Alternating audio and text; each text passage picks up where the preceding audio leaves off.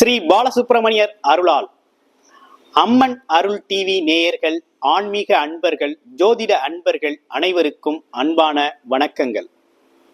நான் உங்கள் பாரம்பரிய ஜோதிடர் ஸ்ரீ குரு சுந்தர வடிவேல். தொடர்ச்சியா பார்த்தோம்னா நம்ம சேனல்ல மாத பலன்கள், கிரக பெயர்ச்சி பலன்கள் அப்படின்னு சொல்லி தொடர்ச்சியா கொடுத்துக்கிட்டு இருக்கோம். இந்த சேனலை பொறுத்தவரை முழுமையான ஆன்மீக சிந்தனை அப்படிங்கிறது எல்லோருக்கும் கிடைக்கணும்.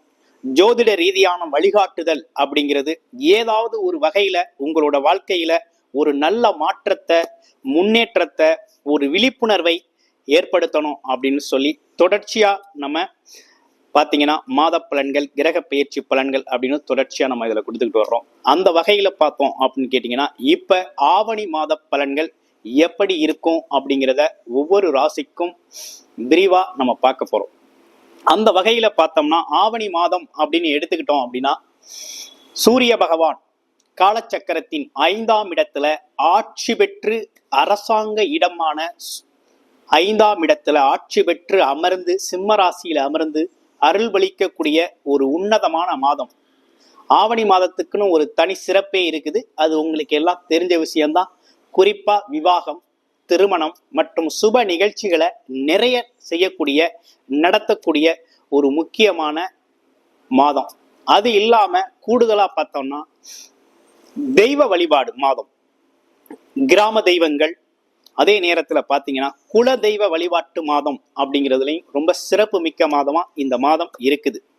இந்த மாதத்தை பொறுத்த வகையில விவாகம், திருமண சுபமுகூர்த்த நாட்கள் அப்படின்னு எடுத்துக்கிட்டோம்னா 11 சுபமுகூர்த்த நாட்கள் இருக்குது.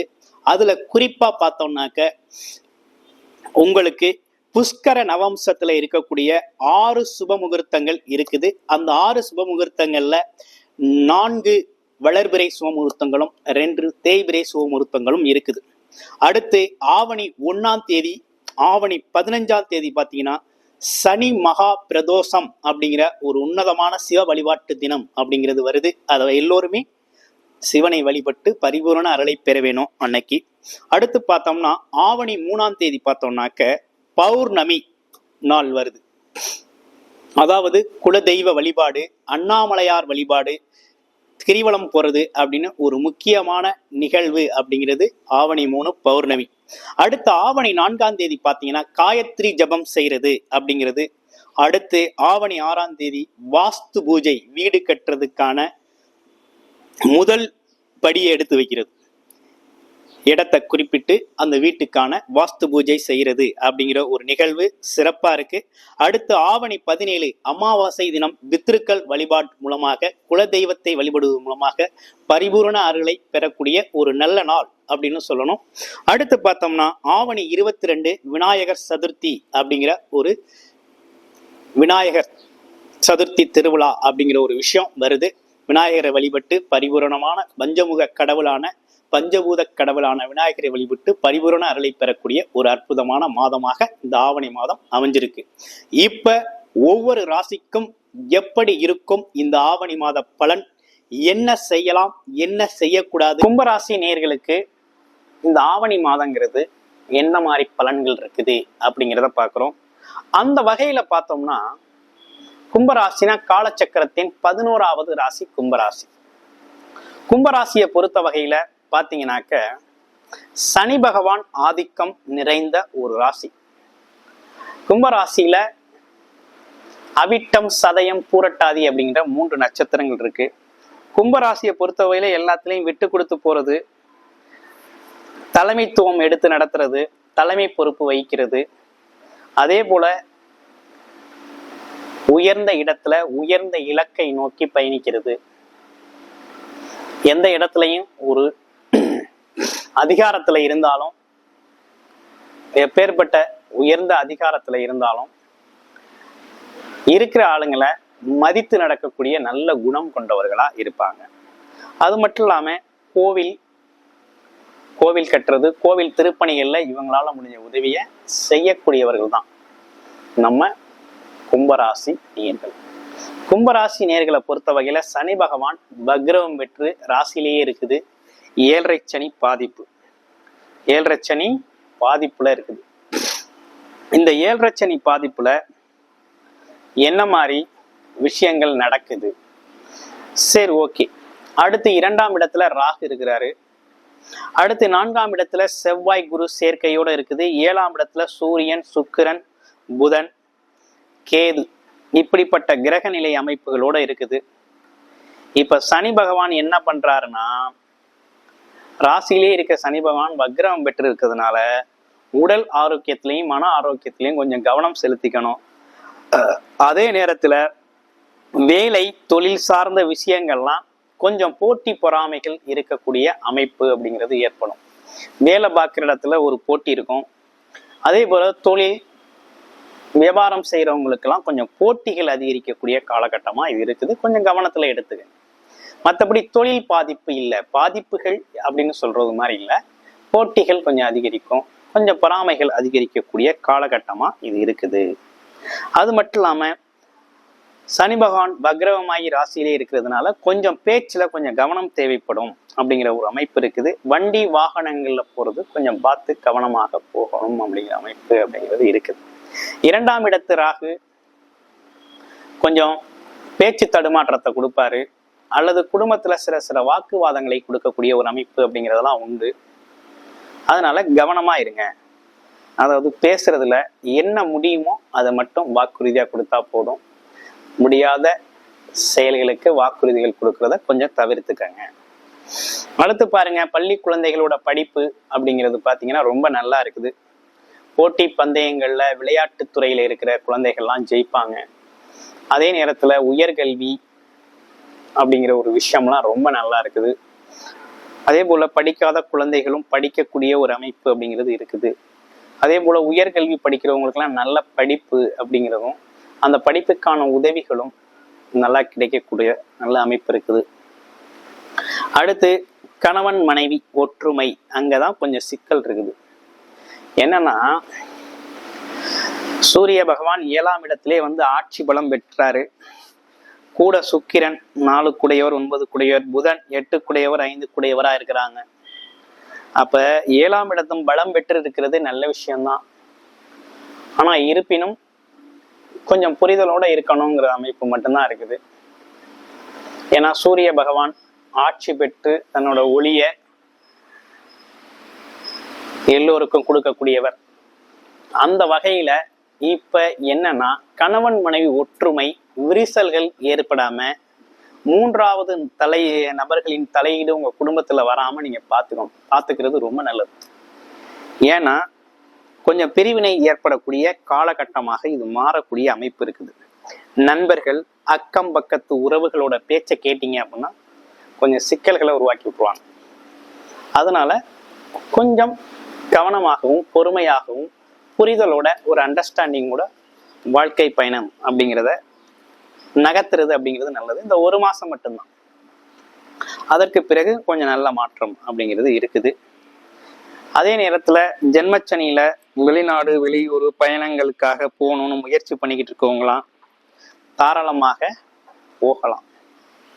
வேலை உண்டு, வேலை கிடைக்கக்கூடிய வாய்ப்பு உண்டு. இடமாற்றம், ஊர் மாற்றம் பற்றி யோசிக்கிறது, அதே போல வீடு மாற்றம் பற்றி யோசிக்கிறதுலாம் நல்ல விஷயம்தான். மாத்திக்கங்க, மாத்தினா நல்லது. உங்களோட தேவைக்கேற்றார் போல மாத்திக்கலாம், அதெல்லாம் ஒரு பிரச்சனையும் இல்லை. அப்ப என்னன்னா, வேலை தொழில கவனம் தேவை, குடும்ப உறவுகள்ல கவனம் தேவை. இது 2 தவிர வேற ஒன்றும் பெரிய இஷ்யூஸ் இல்லை. ஹெல்த் இஷ்யூஸ் ஏதாவது இருக்கா அப்படின்னா ஹெல்த் இஷ்யூஸ்னும் பெருசா இல்லை. அதே நேரத்துல கொஞ்சம் உங்களோட கை கால் மேல கொஞ்சம் கவனம் செலுத்திக்கணும். ஏன்னா கொஞ்சம் சறுக்கலான இடங்கள், படிக்கட்டுகள், இந்த மாதிரி இடங்கள்ல ஏறுறது இறங்குறது. அதே நேரத்துல வண்டியில கொஞ்சம் கவனக்குறைவா சறுக்குன்னு காலை கீழே ஊனிடுறது, தடுமாற்றத்தோட கால் ஊன்றது, இப்படிப்பட்ட விஷயங்கள்லாம் கொஞ்சம் கவனம் எடுத்துக்கங்க. மற்றபடி வேற ஒன்றும் பெரிய இஷ்யூஸ் இல்லை. ஆமா, மேற்படி வேற எதுவும் விஷயங்கள் இருக்குதா அப்படின்னா 7.5 சனி தான். அதுலேயும் ஜென்மச்சனி காலகட்டம்.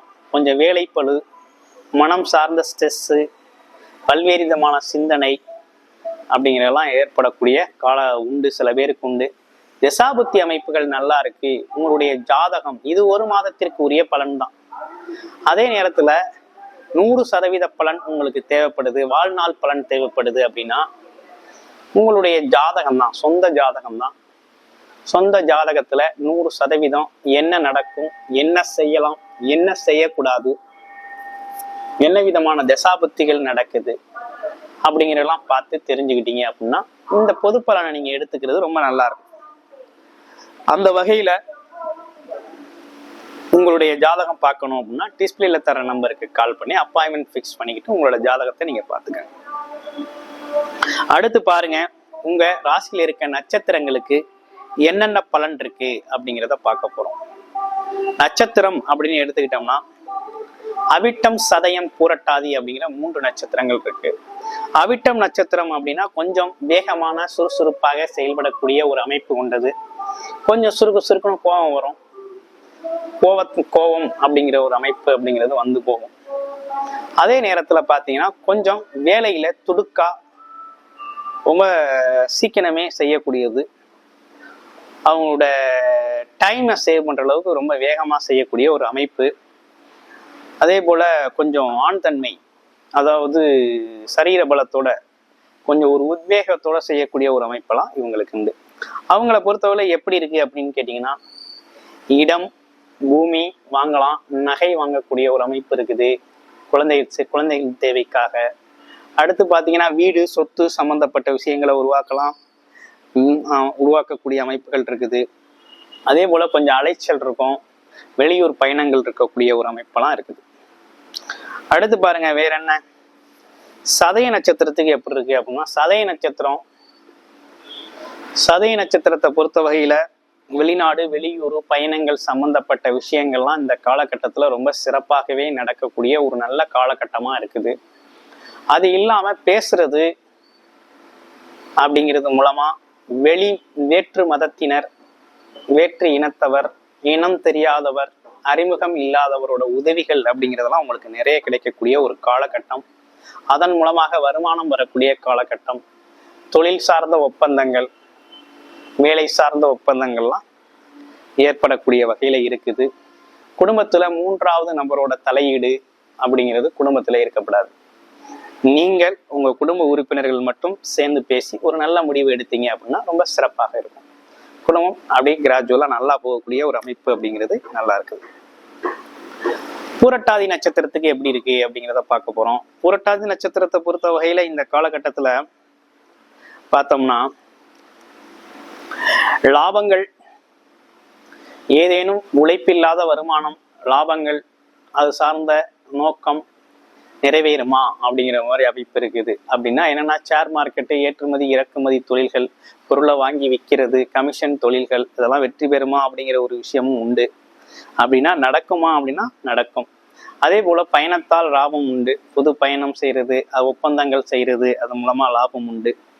அதே நேரத்துல பாத்தீங்கன்னா இந்த காலகட்டத்தை பொறுத்த வகையில மூத்த சகோதர உறவுகள் கொஞ்சம் உங்களுக்கு, மூத்தவர்கள் கொஞ்சம் உதவிகரமா இருப்பாங்க அப்படிங்கிற ஒரு அமைப்பு அப்படிங்கிறது உண்டு. இருந்தாலும் இடம், பூமி, வீடு சம்பந்தப்பட்ட விஷயங்களை கட்டலாமா இல்லை வாங்கலாமா அப்படிங்கிற ஒரு யோசனைகள் மனசுக்குள்ள ஓடிக்கிட்டு இருக்க ஒரு காலகட்டம் தான் இது. அந்த வகையில உங்களுக்கு இந்த காலகட்டம் அப்படிங்கிறது நல்லா தான் இருக்கு, பொருத்தமா தான் இருக்குது. இருப்பினும் உங்களோட ஜிய சாதகத்துல எப்படி இருக்கு, ஏன்னா உங்களுக்கு ராசி அடிப்படையில பாத்தீங்கன்னாக்க 7 சனி பாதிப்பு, அதுவும் ஜென்மச்சனி பாதிப்பு போய்கிட்டு இருக்கிறதுனால இந்த காலகட்டத்தை பொறுத்த வகையில உங்களோட ஜிய சாதகம் எப்படி இருக்கு அப்படிங்கிறத பொறுத்து நீங்க எந்த விதமான முயற்சி எடுக்கிறது அப்படிங்கிறதுனாலும் எடுத்துக்கலாம். ஏன்னா உங்களுடைய ஜிய சாதகம் தான் முழுமையான 100% பலன். இது கோச்சாரம் அப்படிங்கிறது இந்த ஒரு மாதத்திற்கான, ஆவணி மாதத்திற்கான பலன் மட்டுமே. இந்த ஆவணி மாதம் அப்படிங்கிறது சுப நிகழ்ச்சிகள் நிறைய செய்யக்கூடிய ஒரு அற்புதமான ஒரு நல்ல மாதம். குழந்தைகளுக்கு காதுகுத்து, அதே போல குழந்தைகளோட தேவைகளை நிறைவேற்றுறது, எல்லோரும் சேர்ந்து மங்களகரமான நிகழ்வுகளில் கலந்துக்கிறது, அப்படிப்பட்ட விஷயம்லாம் ஏற்படும். தெய்வ வழிபாடு, குலதெய்வ வழிபாடு, அதே போல பார்த்தீங்கன்னாக்க இஷ்ட தெய்வ வழிபாடு, நீண்ட நாள் செய்யணும்னு திட்டமிட்டிருந்த பரிகாரங்கள், இப்படிப்பட்ட விஷயங்கள்லாம் இந்த காலகட்டத்தில் நீங்க நிறைவேற்றிக்கலாம் அப்படிங்கிற ஒரு அமைப்பு அப்படிங்கிறது ரொம்ப நல்லா இருக்கு. இந்த வகையில பார்த்தோம் அப்படின்னா கும்பராசினியர்களை பொறுத்த வகையில ஜாதகங்களை நிறைய அனுப்பி பார்த்துருக்கீங்க. அது மட்டும் இல்லாம குடும்ப ஜாதகங்களும் கொடுத்து பார்த்துருக்கீங்க. இன்னமும் கூடுதலா சொல்லணும் அப்படின்னா என்னன்னு கேட்டீங்கன்னாக்க, ஜாதகம் எழுதவும் சில பேர் நமக்கு அனுப்பியிருக்கீங்க. அனைவருக்கும் ஸ்ரீ பாலசுப்பிரமணிய அருளால் நன்றியும் வாழ்த்துக்களும். வணக்கம்.